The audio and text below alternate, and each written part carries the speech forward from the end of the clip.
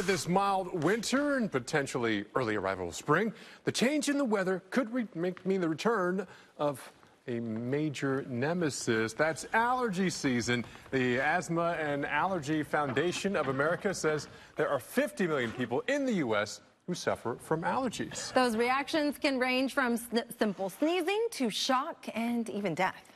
Now, joining us to break down the symptoms and keep you and your family safe is Dr. Lily Wong with the Atlanta Allergy and Asthma Associates there. So what is it about the weather that triggers kind of an uptick in allergy season?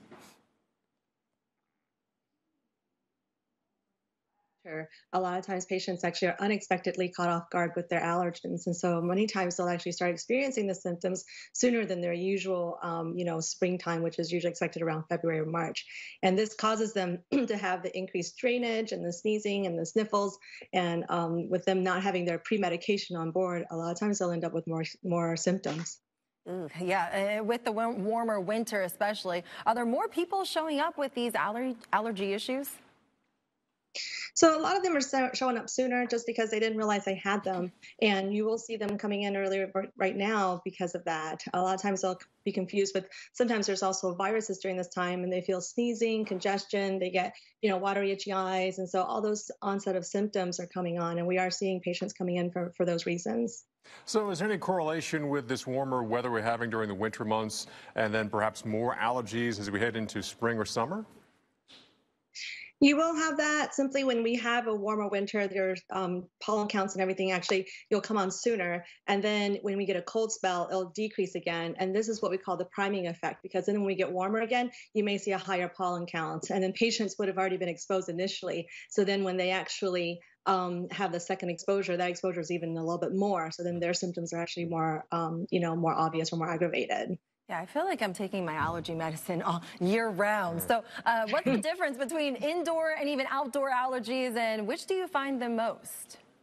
So it depends on what the weather's doing and also the time of the season. So in the indoor allergens, we're thinking of like pet dander, cats and dogs, dust mites, sometimes moles. A lot of times you may experience this more in like the winter times. And then, of course, you may also see our pollen allergens, which is usually your ragweed, your trees, your grass. Those kind of come on during more of the seasonal where you can see the warming period. But most patients actually, they are surprised when they find out that they have more than just one allergen. And so it's important to actually see an allergist to be diagnosed so you know exactly how to treat each allergen specifically.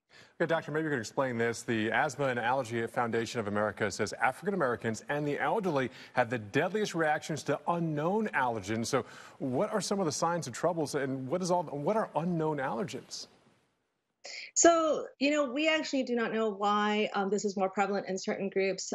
There's some kind of thoughts that perhaps there's lack of care in certain areas, or they delay care. A lot of times, where you might not seek a health provider sooner, and when you don't do that, you may actually not know what your triggers are, and then you continue to expose yourself, and then your reactions become more severe. And that's possible just because a lot of times patients don't actually seek a care of an allergist, or they don't go to a healthcare facility, or usually their first thought is to go to an urgent care emergency room because they just let it go on for as long as they have.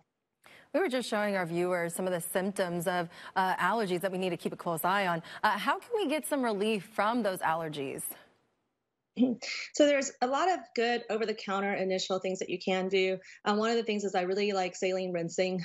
You can actually just naturally have a decongestant that just washes off and get the mucus out. And you can do this, through year-round, and it's safe because it's just made out of saline. Then you also have over-the-counter nasal sprays. So those are your there's what they call kind of your nasal steroids, and there's many of those over the counter, and usually your allergist can kind of point to which one's more suitable for you. And then you've got also the antihistamines that are being used as well, and all of them have the different types of symptoms with congestion or drip or sneezing, watery, itchy eyes. So they do tend to help with most of those symptoms. Great information. What we usually do is just recommend we just recommend to continue to make sure you identify those allergens, start your treatment early. All right, great information. Big thank you to Dr. Lily Wong with the Atlanta Allergy and Asthma. Yeah, very interesting. I mean, I'm already feeling it already, and it's not even at the peak.